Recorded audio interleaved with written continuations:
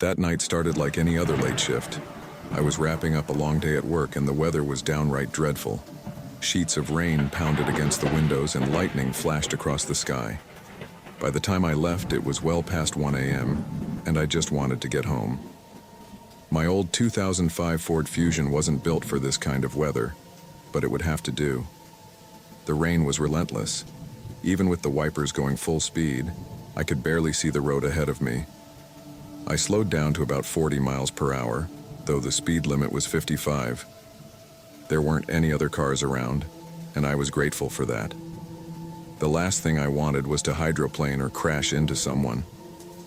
As I focused on the road, struggling to see through the sheets of rain, something caught my eye. A figure. A flash of white darted across the road. I didn't have time to react properly. I slammed on the brakes and swerved, desperately trying to avoid the person. My car veered off the road, skidding on the wet grass before smashing head-on into a tree. The force of the crash sent me slamming into the airbag, knocking the wind out of me. For a moment, everything felt surreal. I sat there, stunned, trying to process what had just happened. My car was totaled. That much I knew. But what about the person? Was someone really out there, in this storm, at this hour? It didn't make sense. I looked around, peering through the rain-soaked windows, but there was no sign of anyone. The highway was desolate, surrounded by woods, with no buildings or homes for miles. It was eerie, like I had stumbled into a bad dream. But this was real.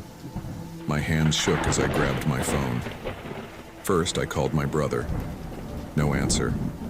I tried again and again, but he was definitely asleep. Next, I called my sister, with the same result. I hesitated, not wanting to wake my parents, but with no other options, I dialed my dad's number. He picked up on the last ring, groggy, but concerned. After explaining what happened, my dad made sure I wasn't hurt and told me to call our roadside assistance. He promised he'd get dressed and drive out to me. His house was about 15 minutes away. Before hanging up, he urged me to stay in the car, keep the doors locked, and look around for anyone who might have run across the road. I called the roadside assistance number he gave me and arranged for a tow truck, then sat there trying to calm my nerves. The rain drummed on the roof, and every shadow outside seemed to twist and move. I kept thinking about that figure, wondering if it had been real or just a trick of the storm. My phone buzzed, a text from my dad. He was on his way. I breathed a little easier, but then, out of nowhere, a chill ran down my spine. Something made me turn my head to the right, and there, through the window, I saw him, a man standing in the rain. He was drenched, his clothes clinging to him, and his face. His mouth was hanging open in this unsettling O shape. His eyes narrowed as he stared right at me. Panic surged through me. He pressed his wet hands against the window, smearing the glass, his mouth still frozen in that bizarre expression. I yelled at him to go away, but he didn't budge. Instead, he tried the door handle, tugging on it like he was desperate to get inside. The door was locked, thank God, but that didn't stop him from pounding his fists against the window. I fumbled for my phone, my hands shaking, and called my dad again. When he picked up, I was nearly in tears, telling him there was a man trying to break into my car. My dad's voice was tense, telling me to keep the doors locked and that he was almost there. The man outside started hitting the window harder, using his elbow now. I screamed, convinced the glass would shatter any second. But just as I was about to completely lose it, I saw headlights. My dad's car. Relief washed over me as the man outside glanced toward the approaching car. He hesitated for a second, then turned to run, but my dad was faster. He got out of his car and tackled the man before he could disappear into the woods. What happened next was a blur. My dad held the man down, his fists raining down in fury. The man's face was a mess, blood mixing with the rain. I called the police, my hands trembling as I spoke. The tow truck driver arrived first, his eyes wide at the scene unfolding in front of him. When the police finally showed up, they arrested the man. His name was Mark Green, and as I found out later, he had a history of mental illness and had been wandering in the area for some time. We pressed charges for the damage to my car, but I never went to court. I couldn't bear the thought of seeing that man again, especially not with that eerie expression still etched in my mind. Even now, I sometimes wake up in the middle of the night, hearing the pounding of fists on my window, that awful O shape of his mouth haunting me. It's a memory I can't shake, a nightmare that refuses to fade. The storm that night was unlike any I had experienced before. The wind howled through the trees, and the rain lashed against the windows with an intensity that made the house creak. My wife, Emily, and the kids were away, visiting her parents for the weekend, leaving me alone to face the chaos outside.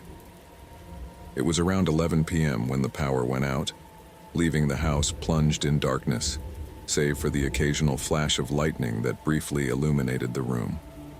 I tried to stay calm, lighting a few candles and using my flashlight to navigate through the house. I figured I'd pass the time by reading, but the relentless roar of the storm made it impossible to focus. Every time the lightning struck, it felt like the shadows in the room shifted, making me feel more and more uneasy. Midnight rolled around, and I was sitting in the living room, flipping aimlessly through the pages of my book.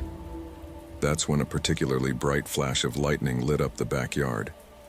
In that split second, I saw something that made my blood run cold. A figure standing at the edge of the porch just outside the back door. I froze, my heart pounding in my chest. Was someone really out there? Or was it just my imagination? The lightning faded, and the figure disappeared into the darkness. I stayed rooted to the spot, my eyes locked on the door, waiting for another flash. But when the storm lit up the sky again, the figure was gone. Telling myself it was just the shadows playing tricks, I grabbed my flashlight and cautiously made my way to the back door. My hands trembled as I scanned the yard with the beam of light. Nothing. Not a single thing out of place. Feeling a mix of relief and unease, I locked the door and headed back to the living room. But something still didn't feel right. A few minutes later, a soft knock echoed through the house. It was so faint that at first I thought I had imagined it. But then I heard it again, coming from the front door this time. My pulse quickened. Who would be out in this storm at this hour? I crept to the door and looked through the peephole, but there was nothing.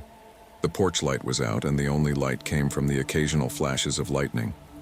After a moment of hesitation, I cracked the door open and peered outside. Still, nothing. No one was there. I shut the door, locking it firmly behind me. My nerves were on edge, and I couldn't shake the feeling that I was being watched. The wind screamed outside, rattling the windows, and I decided to check them, just in case. As I passed the front window, I caught movement out of the corner of my eye. Standing at the edge of the street, just beyond the reach of the streetlight, was a figure. The rain obscured their features, but I could make out the silhouette of someone in a hooded raincoat. They were completely still, standing as though they were watching my house. The lightning illuminated the scene again, and for a moment, I saw them clearly, just standing there unmoving with their hood pulled low over their face. Panic surged through me. I backed away from the window, my mind racing. What was I supposed to do? Call the police? It seemed ridiculous. I hadn't seen them do anything, and maybe it was just my imagination playing tricks on me in this storm. I decided to wait it out, hoping the figure would leave. I watched from the shadows, my breath shallow and my heart pounding in my ears. Minutes passed, and then, just as I began to relax, the lightning flashed again. The figure had moved. They were now standing at the edge of my yard, closer to the house. Fear surged through me like ice water. I fumbled for my phone, ready to call the police, but I couldn't tear my eyes away from the figure. They stood there, still and silent, as if deciding what to do next. Then, without warning, they turned and walked away, vanishing into the darkness of the storm. I didn't move for what felt like an eternity. My eyes stayed glued to the window, half expecting them to return. But they didn't. The storm raged on, but the figure never reappeared. I spent the rest of the night checking the doors and windows, making sure everything was locked and secure. The storm finally started to die down in the early hours of the morning, and as the first light of dawn began to break, I dared to believe that it was over. There was no sign of the mysterious figure anywhere, but even as the sun came up, the unease lingered. I couldn't shake the feeling that, whoever that person was, they'd be back, and next time, I might not be so lucky.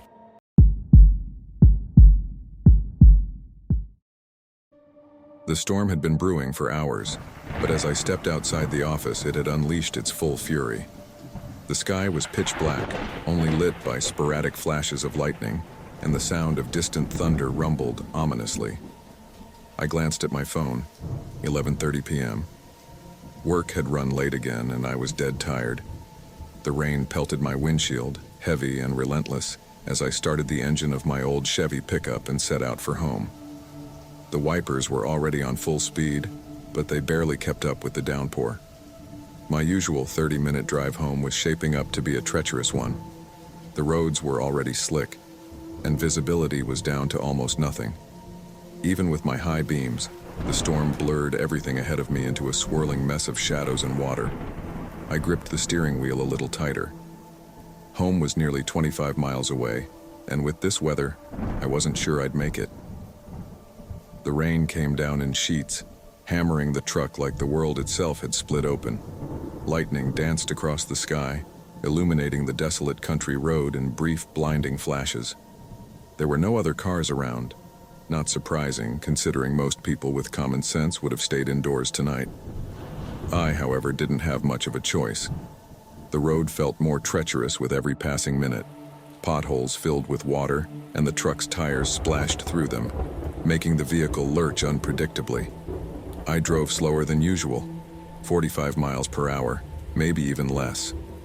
The storm seemed to pulse with life, each lightning strike making me more and more aware of just how isolated I was out here. Somewhere around the 15-mile mark, the roads started getting worse. Water began to pool along the sides, and I had to keep steady to avoid hydroplaning. I swore under my breath as the truck skidded slightly, the tires losing their grip momentarily. My heart thudded in my chest, but I quickly regained control. A few miles later, I noticed a sign, a faded old marker for a motel just off the highway. It wasn't much, just an old place with a flickering neon sign that read, Rosewood Motel. I'd driven past it countless times, never once thinking about staying there. But tonight, with the rain beating down and fatigue setting in, it didn't seem like such a bad idea. The prospect of making it home in one piece felt slimmer by the second. I made the decision quickly. Turning off onto the narrow road, I followed the sign's arrow down a gravel path that led to the motel. The parking lot was nearly empty, just a couple of cars parked in front of the dimly lit building. The rain pounded against the roof of my truck as I pulled into a spot and shut off the engine. For a moment, I just sat there, listening to the storm rage outside, the windshield fogging up from the heat of my breath. The motel office was a small, run-down building attached to the main structure. I stepped out into the rain, grabbing my jacket to shield myself from the downpour. The air was cool and the wind sent chills down my spine. Inside, the office was even more depressing, dimly lit, with old peeling wallpaper and a sagging couch near the front desk. A middle-aged man stood behind the counter, his face illuminated by the soft glow of a desk lamp. He didn't seem too interested in small talk, just handed me a room key after I slid him some cash. "Room 7, he muttered, pointing vaguely toward the far end of the motel. "Watch your step, rain's making the walkways slick." I nodded, thanked him, and made my way back out into the storm. The rain was coming down harder now, if that was even possible. The motel's dim outdoor lights cast long shadows across the parking lot, and the only sound was the relentless downpour and the distant rumble of thunder. I found room 7 easily enough, an old, weather-beaten door with a brass number barely hanging on. Inside, the room was no more inviting than the rest of the place. A single bed, an old TV bolted to the wall, and a bathroom with tiles that looked like they hadn't been scrubbed in years. But it was dry, and at that moment, that was all that mattered. I tossed my jacket onto the chair by the window and flopped down onto the bed. My clothes were damp, my body aching from the tense drive. As I lay there, I could hear the rain battering the roof like 1,000 tiny fists. The walls seemed paper thin. Each gust of wind outside rattled the window, and every creak of the building echoed through the room. The old heater in the corner groaned as it kicked on, but it barely made a dent in the cold that clung to the place. I closed my eyes trying to relax, but the sound of the storm was relentless. Each thunderclap seemed to shake the room, and every flash of lightning cast eerie shadows through the curtains. An hour passed, maybe more. Sleep wouldn't come. The storm showed no sign of letting up, and I could feel a growing sense of unease settle over me. I tried to brush it off, chalk it up to exhaustion and the weather, but something about this place didn't feel right. I got up, pacing the small room, and decided to step outside for some fresh air. Maybe the rain had slowed enough for me to think clearly. Opening the door, I was met with the same torrential downpour, the rain so thick it was like walking through a wall of water. I stayed under the overhang, looking out at the nearly deserted parking lot. Just 2 other cars, their windows fogged up, and no sign of anyone else. Suddenly, the lights in the parking lot flickered. For a moment, the entire motel plunged into darkness before the lights came back on. I felt my stomach tighten. It was probably just the storm messing with the power lines, but out here, alone, in the middle of nowhere, it made me feel even more isolated. Back inside, I locked the door and sat down on the edge of the bed. The heater was still whirring away, barely making a dent in the cold air. I tried watching the old TV, flipping through static-filled channels, but the noise outside was distracting. The storm's fury was unrelenting, and now, mixed with the wind and rain, I thought I heard faint noises coming from outside the room. It sounded like footsteps, slow, deliberate, squelching in the wet gravel outside. I tensed up, straining to hear over the storm. The sound continued, growing louder for a moment before stopping completely. My heartbeat quickened. It was probably someone from one of the other rooms just checking their car or stepping out for a smoke. But I couldn't shake the feeling that something was off. I tried to convince myself that it was nothing, that this was just the storm, playing tricks on my senses. But that gnawing feeling in the pit of my stomach wouldn't go away. I got up and moved to the window, peering out through the rain-streaked glass. The parking lot was as empty as before. No one was outside. Yet I couldn't shake the sense that I wasn't alone.